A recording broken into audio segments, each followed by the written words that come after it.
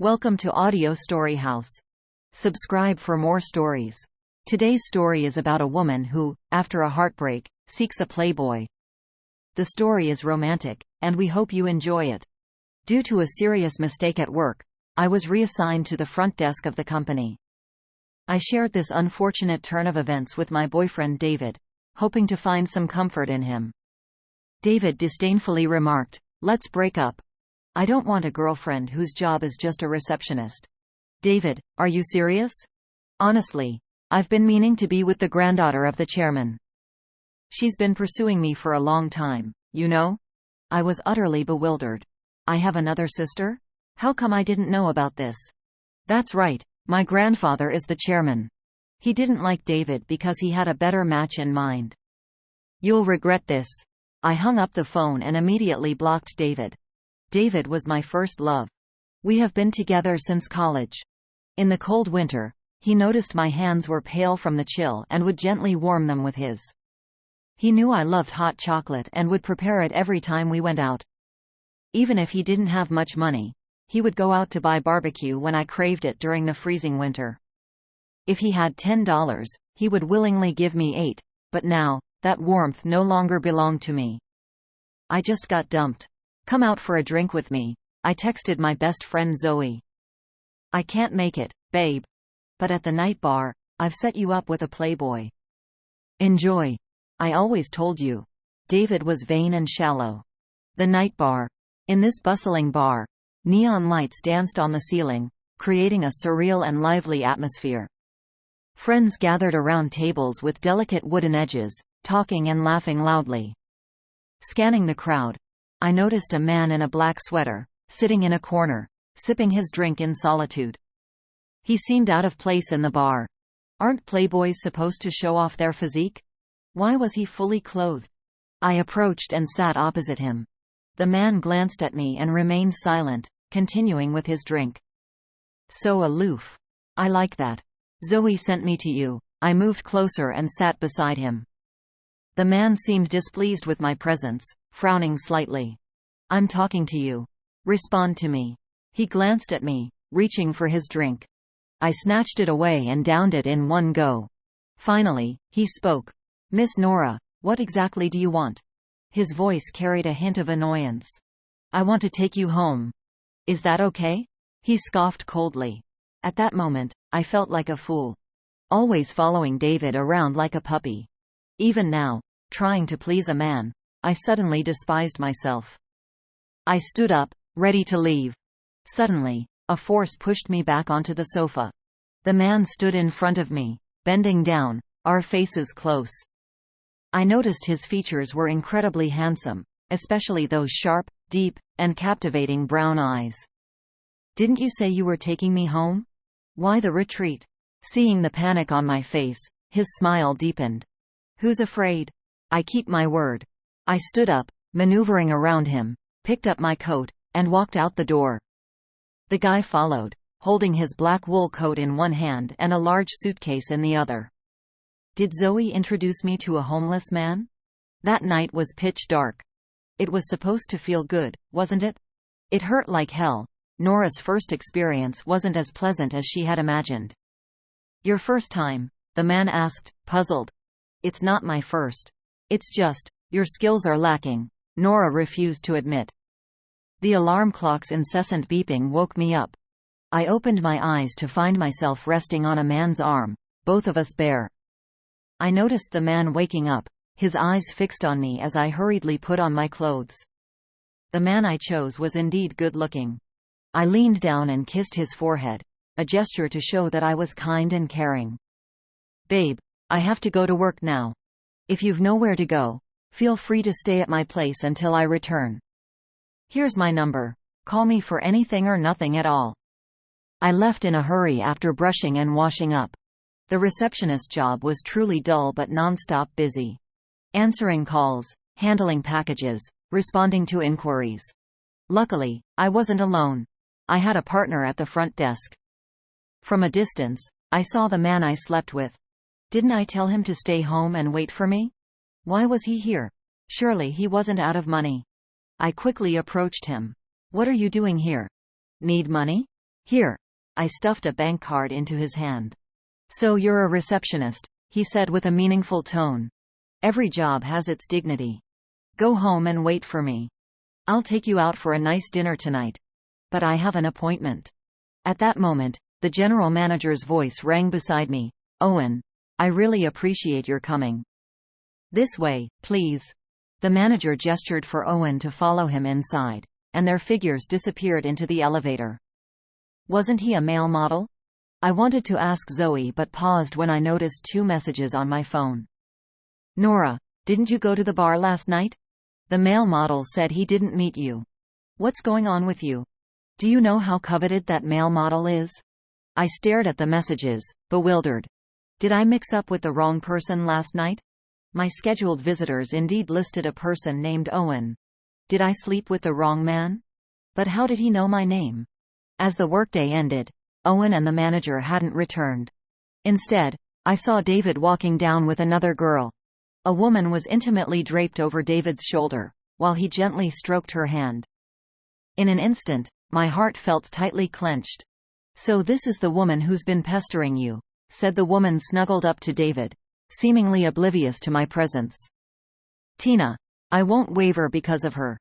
Trust me, David assured his new girlfriend, his eyes earnest. I thought I would quickly move on from this relationship. But it turns out I hadn't. Seeing them so affectionate in front of me still pained my heart. You better avoid us in the future, or I'll make sure you lose your job, Tina declared haughtily.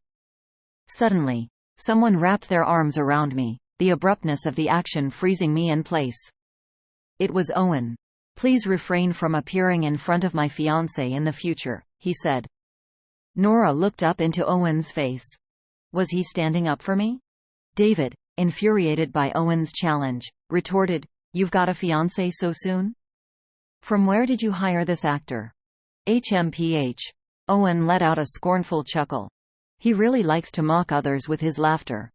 Honey, weren't you going to take me out for something delicious? Owen led me towards the company's entrance.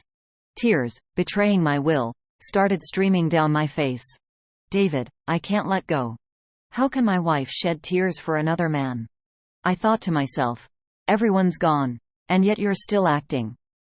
Who exactly are you? Weren't you the one who took me from the bar yesterday? Owen didn't answer my question. It seemed like Owen had latched onto me, staying in the guest room of my house. He claimed it was to protect me from David, in case I needed a replacement. Occasionally, he'd appear at my company, but most of the time, he stayed at home, cleaning my room, preparing dinner for when I returned. I felt like I was really taking care of a man, having him do things for me. Most of the household expenses were paid by him, and he never asked me for money. Our relationship had also become quite delicate. Sometimes I'd be tempted by his beauty and kiss him. But he didn't seem to like being passive. He'd quickly take the lead, always leaving me dazed and breathless from his kisses. I've already set the appointment for you to meet your fiancé. Next Thursday. I glanced at the message from my grandfather. Ever since he knew about my breakup with David, he'd been incessantly recommending this man to me, hoping for a business marriage. The man was said to inherit his family's company, becoming its CEO. He had studied in Europe before returning to manage the company, under whose leadership, profits increased by 50% within a year. And he was only 3 years older than me. My grandfather had once sent me the man's information, but engrossed in heartbreak, I carelessly threw it in the trash. I began to negotiate with my grandfather. When will you transfer me back to the design department? Then I'll meet him. Go back next Monday. You didn't see him last time. If you miss this time, I'll make sure you stay at the reception forever. Grandpa, I love you. I sent him a heart emoji. Humming a tune, I leisurely descended the stairs. My mood couldn't be better. I wanted to share my joy with Owen. After searching the entire ground floor and finding no one, I figured he might be in his room. Owen. I called out his name loudly as I opened the door. He turned his head towards me. Only then did I realize he seemed to be in a video conference. I muttered an apology and prepared to leave the room. Give me 5 more minutes. I'll be right down. I closed the door. From the computer came the teasing voices of a group of people. "Wow, boss. I think I heard a woman's voice. So quick to let us go today, huh? Usually, our meetings start at 3 hours minimum, and it's only been 2 hours. Could it be the boss's girlfriend?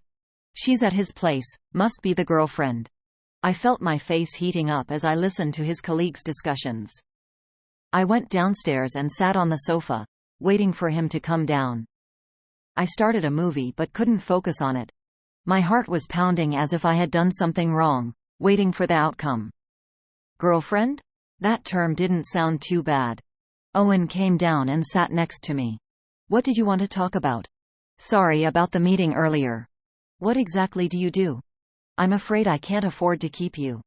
A bunch of people called him boss. He didn't seem like someone who works at a bar. "You can afford me. My price isn't high." His eyes, deep like the night sky, and his lips, softly outlined, curved into a gentle smile. His entire face radiated an indescribable allure, scholarly yet masculine. Drawn by those deep eyes, my soft lips met his cool thin ones. Just as I was about to pull away, he cupped the back of my head, his kiss passionate and almost out of control. Only after my breathing became heavy did Owen release me. My breaths were deep, my face even more flushed. His fingertips caressed my skin, his gaze roaming over me, inching closer. I hastily stopped his approach. "It's daytime, I don't like it." "Shy, are we?" I stood up and ran to my room, collapsing onto the bed the moment I shut the door. What was I doing just now? For the first time, the kiss was filled with desire, not just a craving for his beauty. Each time, he easily swayed me. I didn't want to be his sponsor anymore. I wanted to be his girlfriend even more. Had I fallen for him? The thought was both thrilling and frightening. My grandfather had already arranged a man for me. I surely can't go behind his back to see other guys, right? What if Owen gets angry and ignores me? I'm back. Colleagues greeted me with congratulatory words. It had been a while since I left. My old spot had been taken. This girl had placed a photo of herself there, and upon closer inspection, I realized it was David's girlfriend. "Nora, let me tell you. The new girl is said to be the chairman's granddaughter." Such an arrogant woman. I had only been gone for 2.5 months, and such rumors had already started? "Who said that?" I asked, puzzled. I've always been low-key and didn't want to pressure anyone. I don't know who started it, but with the chairman's granddaughter in the design department, everyone figured it must be the new girl. She's the most likely candidate. I inquired, why couldn't it be me? My colleague gave me a skeptical look and said, "With the little mess you're in, getting transferred, how could it possibly be you?" Indeed, no one would know. My official reason for the transfer was a work mistake, but the real reason was my refusal to go on a blind date arranged by my grandfather. "Vera, could you get me a coffee?" "No sugar." I recognized the voice. I turned my head, and sure enough, it was Tina. Vera, a senior employee, being asked to fetch coffee for her. That was way too much. "She won't go." I flatly refused. "No, I'll go. I'll go right now. You come with me." So early in the morning, I hadn't done anything yet, and I was accompanying her downstairs to get coffee. Along the way, I chatted with Vera about the interesting things at the reception desk, like the customer who made a scene and got stopped by security, the big quarrel between the wife and the mistress. Vera pointed to a place for me to see. "Handsome guy alert. There's a new guy in the company. Seems like he's discussing a project with the CEO. A lot of women have a crush on him." I saw Owen chatting and laughing with a woman, looking like a couple. I don't know what Owen said, but the woman tried hard to suppress the smile on her face. Everyone's guessing that woman is his girlfriend. They're always together. Vera's words seemed to have caught their attention. Owen turned his head towards us, and I instinctively pulled Vera down to crouch. I don't know why, but I instinctively avoided his gaze, feeling the pressure in my heart as if a bird trapped in a cage, unable to spread its wings and fly. "What's wrong?" Vera noticed my odd behavior. "I suddenly have a stomachache. Might be getting my period." "You go ahead." Vera, expressing her concern for my well-being, offered to get me a hot chocolate milk tea. I stealthily slipped back to my workstation. Why did it take so long? What time do you think it is? Vera got scolded by Tina when she returned. I won't flaunt my identity, but if someone uses my status to do bad things, that's not okay. What's with your attitude? You're just a fake miss.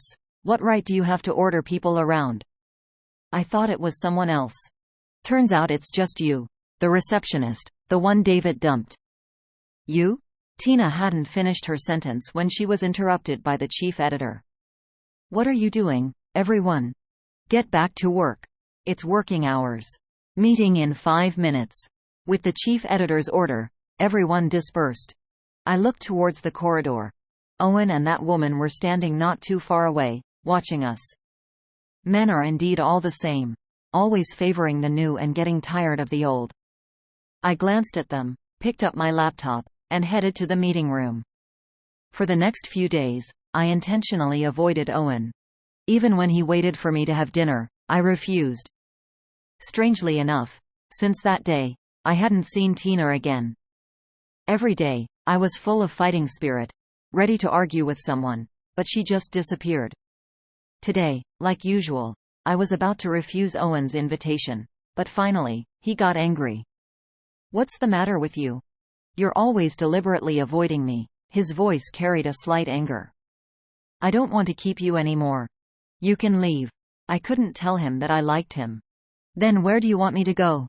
You're a boss. You must be rich. I've already given you the bank card. The pin is your birthday. Are you serious? His eyes were stern, and his low voice was suppressing anger.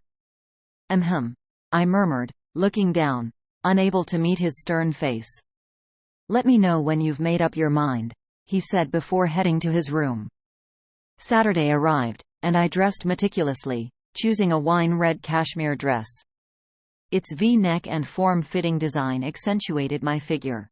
I arrived at the designated place and took a deep breath outside. If this man isn't as handsome as Owen, I decided, I would immediately turn around and call off the engagement. Even if it meant grandfather sending me back to the reception desk.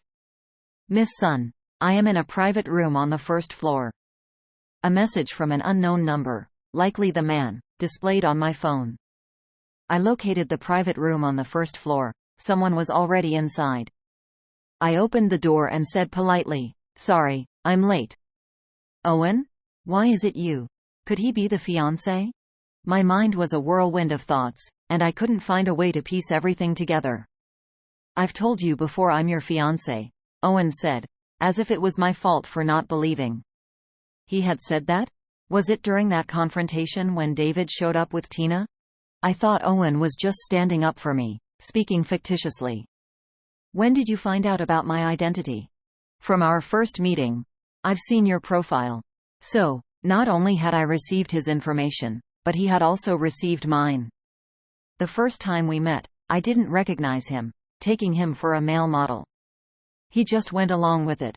Why didn't you say anything? I felt a bit upset, feeling played. That day, you missed our appointment, and I ended up going to the bar to drink. Grandfather had arranged for me to meet a man, but I was still with David at the time and didn't go. Owen moved to sit next to me, cornering me with his overwhelming presence. Can we talk properly now?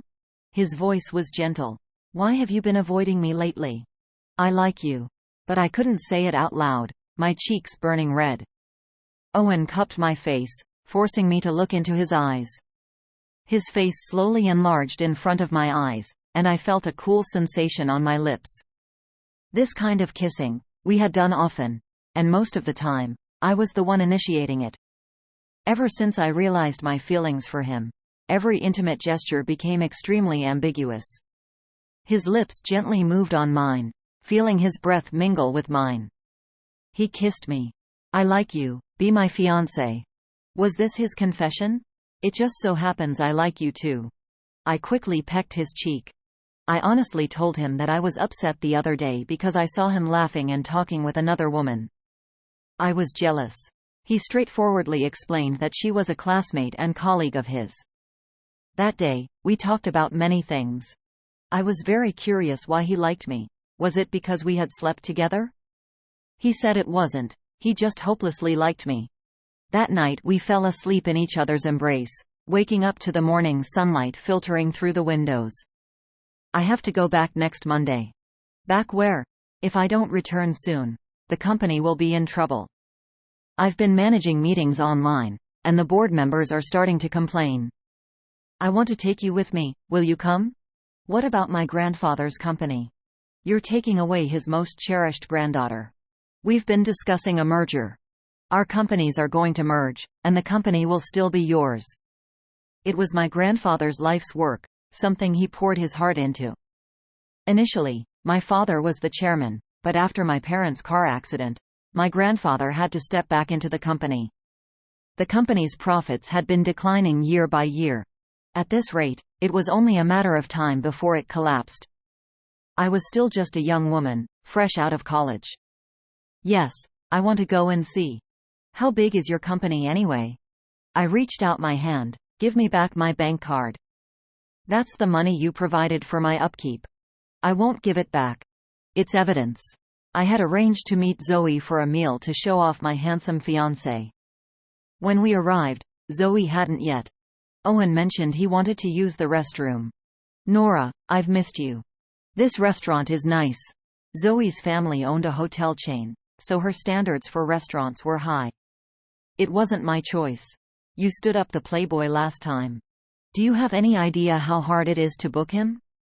At that moment, Owen took a seat across from us, leisurely sitting as if watching a show. Weren't you looking for a man? Zoe didn't finish her sentence, her mouth abruptly shut, probably afraid she'd tarnish my reputation. Zoe, let me introduce you, this is my fiancé. I grabbed Owen's arm. Zoe's mouth was agape, almost as if she could fit a fist inside, but she quickly composed herself. Hello, I'm Zoe, Nora's best friend. Nora is a bit stubborn, please be patient with her. I'm quite familiar with that. I will be. She's had bad luck with people in the past. I hope she can be more discerning and recognize your good qualities. I wish you a lifetime of happiness. Was she really my best friend? It felt like she was marketing an unsold product. Owen kept serving me dishes during the meal, and we enjoyed engaging conversation with Zoe chiming in with valuable topics. After dinner, Zoe left. The night wasn't cold. He held my hand as we slowly walked home. The moon peeked through the treetops, casting a gentle silver glow, like an icy disk. Who's the male model? I knew he had heard. I don't know, who is it? Owen looked at me incredulously. I really don't know, because I thought it was you. So you brought me home. How many times? First time. Owen's disbelief was evident. Another long night ensued, the conversation and laughter lasting until the wee hours of the morning. Since that incident, David and Tina vanished from the scene. Rumors spread that they were fired for offending the chairman's granddaughter. But that wasn't me. I had no part in their dismissal. In fact, I had secretly wished to flaunt my newfound happiness in front of David, to see him beg for forgiveness. It seemed, however, that Owen might have played a role in their fate. David's entry into the company was initially facilitated by me, but he proved to be a man of short-sighted vision. Weeks later, I visited Owen's company. The scale of his operation was impressive, a burgeoning star in the world of fashion magazines. The receptionist, recognizing my intention, directed me straight to Owen's third-floor office. Upon arrival, I found the office empty but exuding a blend of efficiency and comfort. Amidst the neatly arranged folders and a high-end laptop on a large wooden desk, a cozy resting area in the corner of the office invited informal discussions or brief moments of relaxation. Curiosity led me to a bookshelf, where a photograph caught my eye. It depicted a little girl, me, resting her hand on the shoulder of a frail boy against the backdrop of a dilapidated house. This image unearthed memories of a childhood friend, skinny and small, whom I used to tease for being smaller than me. That was during a 2-month vacation in a rundown area, where I befriended a local boy. Could it be that boy was Owen? You're here. Why didn't you tell me? Owen entered, noticing my presence. What did I find? I showed him the photo. Did we know each other as kids? Owen placed his documents on the desk and wrapped his arms around me from behind, resting his chin on my head. My father mentioned a potential alliance through marriage. When I saw your photo, I recognized you. But I visited that place every summer afterward. Why couldn't I find you? The next year I didn't go. But I did the third year, looking to play with you again. The third year? I remember a tall boy accompanying me on hikes and fishing trips, but my mind was still with the little boy. Could both of them have been Owen? The thought hadn't crossed my mind. A knock on the door interrupted our moment. Come in. I stepped aside as a woman in black entered the office. I recognized her. She was the woman chatting with Owen. Should I come back later? No need. Let me introduce you. This is my fiancée. You've seen her before. Finally, the real person. We've all been guessing. Nice to meet you, Nora. Nina. Nice to meet you too. After a brief work-related conversation, she left. That evening, I dined with Owen's friends. Intelligent and humble, they made the dinner far from awkward. Owen, devoid of any airs of a boss, blended in seamlessly. The night was beautiful, and Owen was the right person. I savored the moment, finding the right person in a seemingly wrong place. I hoped our love would continue to flourish forever.